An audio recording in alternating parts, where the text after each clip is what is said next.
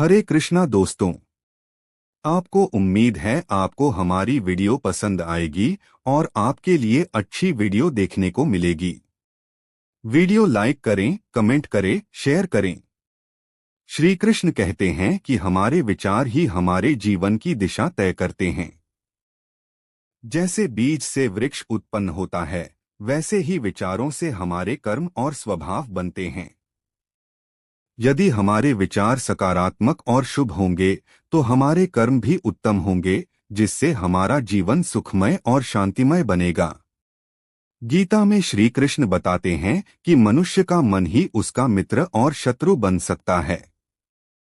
यदि मन को अच्छे विचारों और सद्गुणों से भर दिया जाए तो यह जीवन को उन्नति की ओर ले जाता है। लेकिन यदि नकारात्मकता और बुरे विचारों को स्थान दिया जाए तो वही मन पतन का कारण बन जाता है। इसलिए हमेशा ऐसे विचारों को चुनना चाहिए जो हमें आत्मविश्वास, प्रेम, करुणा और सत्य की ओर ले जाएं। शुभ संकल्प, अच्छे विचार और सत्कर्म ही जीवन को सार्थक बनाते हैं। अच्छे विचार केवल हमारी सोच को प्रभावित नहीं करते, बल्कि हमारे पूरे व्यक्तित्व और आसपास के माहौल को भी बदल देते हैं। जब हम सकारात्मक सोचते हैं तो हमारा दृष्टिकोण बदलता है और हम हर परिस्थिति में अवसर खोजने लगते हैं। श्री कृष्ण ने गीता में कहा है कि जो व्यक्ति अपने मन को नियंत्रित कर लेता है, वह अपने भाग्य को भी नियंत्रित कर सकता है। विचारों की शक्ति इतनी गहरी होती है कि वे हमारी भावनाओं, शब्दों और कर्मों का निर्माण करते हैं। यदि हम हमेशा प्रेम, दया और सत्य पर आधारित विचारों को अपनाएं तो हमारा जीवन भी इन गुणों से भर जाता है। श्री कृष्ण हमें सिखाते हैं कि नकारात्मकता से बचने का सबसे अच्छा तरीका है सत्संग, ध्यान और स्वानुशासन। जब हम अच्छे विचारों को अपने जीवन का हिस्सा बना लेते हैं तो हम हर परिस्थिति में धैर्य और संतुलन बनाए रखते हैं। सुख और दुख दोनों को समान भाव से स्वीकार करने की क्षमता विकसित होती है। यही सच्चा योग है, यही सच्ची भक्ति है। इसलिए हमेशा शुभ और सकारात्मक विचारों को अपनाएं और अपने जीवन को प्रकाशमान करें। श्री कृष्ण गीता में कहते हैं कि मनुष्य का सबसे बड़ा मित्र और सबसे बड़ा शत्रु उसका अपना मन ही होता है। यदि मन पर विजय प्राप्त कर ली जाए तो जीवन में हर लक्ष्य को प्राप्त किया जा सकता है। अच्छे विचार मन को निर्मल और शांत रखते हैं, जबकि बुरे विचार अशांति और भ्रम पैदा करते हैं। सकारात्मक विचारों का प्रभाव केवल हमारे मन तक सीमित नहीं रहता, बल्कि हमारे आसपास के लोगों और पूरे वातावरण को भी प्रभावित करता है। जब हम प्रेम, करुणा और दया से भरे विचार रखते हैं तो हमारी वाणी और कर्म भी वैसे ही हो जाते हैं। श्री कृष्ण हमें सिखाते हैं कि जो जैसा सोचता है वह वैसा ही बन जाता है। मनुष्य अपने विश्वास से निर्मित होता है। जैसा वह विश्वास करता है वैसा ही वह बन जाता है। श्रीमद् भगवद गीता 17.3। इसलिए हमेशा आत्मनिरीक्षण करते रहना चाहिए कि हमारे विचार किस दिशा में जा रहे हैं। यदि वे नकारात्मक हैं तो उन्हें तुरंत बदलने का प्रयास करें। ध्यान, भक्ति और सत्संग से मन को सकारात्मक दिशा में मोड़ा जा सकता है। श्री कृष्ण हमें यह भी बताते हैं कि किसी भी परिस्थिति में धैर्य और संतुलन बनाए रखना ही सच्चा ज्ञान है। जब हम अपने विचारों को शुद्ध और सकारात्मक बनाए रखते हैं तो जीवन में सुख, शांति और सफलता अपने आप आने लगती है। श्री कृष्ण का संदेश हमें यही सिखाता है कि अच्छे विचारों को अपनाएं, उन्हें अपने जीवन का आधार बनाएं और अपनी आत्मा को सशक्त करें। यही सच्चा धर्म और सच्ची भक्ति है। एक बार द्वारका में एक भक्त श्री कृष्ण के दर्शन के लिए आया। वह बहुत परेशान था और बोला, प्रभु, मेरा मन बहुत अशांत रहता है। नकारात्मक विचार मुझे घेर लेते हैं और मैं जीवन में शांति नहीं पा रहा हूँ। कृपया मुझे कोई उपाय बताइए। श्री कृष्ण मुस्कुराए और बोले, तुम्हें एक काम करना होगा।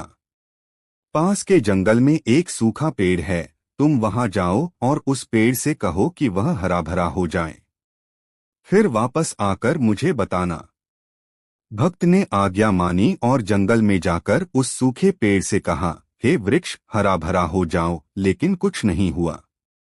उसने बार बार कहा, पर वृक्ष वैसा ही बना रहा। निराश होकर वह श्री कृष्ण के पास लौट आया और बोला, प्रभु, पेड़ ने मेरी बात नहीं मानी। वह सूखा का सूखा ही रहा। श्री कृष्ण हंसे और बोले, अब उसी पेड़ के पास जाओ और कहो कि वह और अधिक सूख जाए। भक्त फिर से गया और पेड़ से कहा, हे वृक्ष, और अधिक सूख जाओ, लेकिन इस बार भी कुछ नहीं हुआ। भक्त वापस लौटा और बोला, प्रभु, यह भी नहीं हुआ। पेड़ न तो हरा भरा हुआ और न ही और अधिक सूखा। श्री कृष्ण ने प्रेम से समझाया, यही तुम्हारे मन की स्थिति है। जैसे सूखा पेड़ तुरंत हरा भरा नहीं हो सकता, वैसे ही तुम्हारा मन तुरंत सकारात्मक नहीं बन सकता। लेकिन जैसे यदि उस पेड़ को पानी, धूप और देखभाल मिले तो वह धीरे धीरे हरा भरा हो जाएगा, वैसे ही यदि तुम अपने मन को अच्छे विचारों से सींचोगे, संतों का संग करोगे और भक्ति में लीन रहोगे, तो तुम्हारे नकारात्मक विचार धीरे धीरे समाप्त हो जाएंगे। भक्त की आंखों में आंसू आ गए। उसने समझ लिया कि मन को बदलने के लिए धैर्य और सतत प्रयास की आवश्यकता होती है। वह श्री कृष्ण के चरणों में गिरकर बोला, प्रभु, अब मैं समझ गया कि अच्छे विचारों को अपनाने और नकारात्मकता से बचने का यही उपाय है।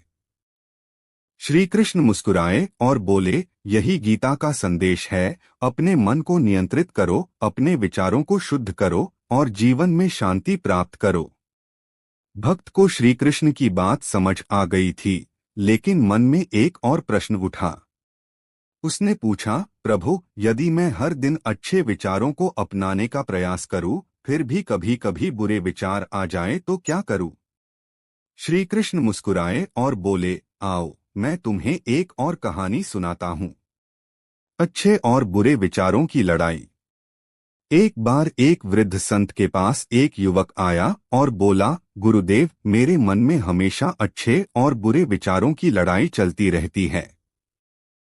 कभी मुझे क्रोध आता है, कभी अहंकार, कभी लोभ और कभी भय।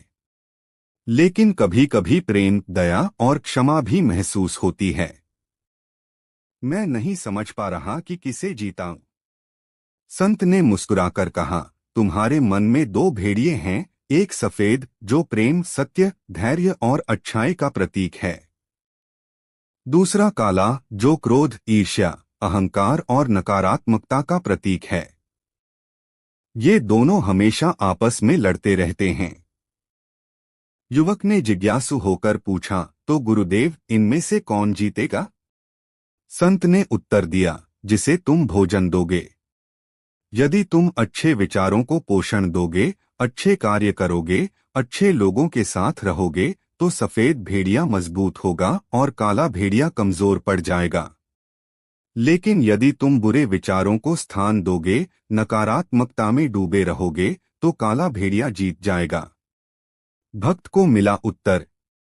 श्री कृष्ण ने भक्त की ओर देखा और बोले, बेटा, मन में अच्छे और बुरे विचार आना स्वाभाविक है, लेकिन यह तुम्हारे ऊपर निर्भर करता है कि तुम किसे पोषण देते हो। यदि कभी बुरे विचार आए तो तुरंत उन्हें अच्छे विचारों से बदल दो। अपने मन को सत्संग, भक्ति, सेवा और प्रेम से भर दो। धीरे धीरे केवल शुभ विचार ही रह जाएंगे और तुम्हारा जीवन आनंदमय हो जाएगा। भक्त की आंखों में चमक आ गई।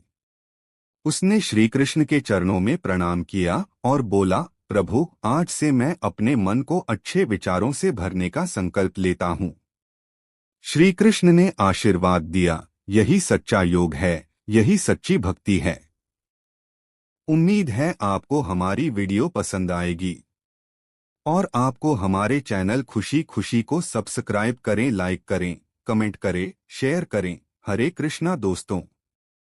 धन्यवाद।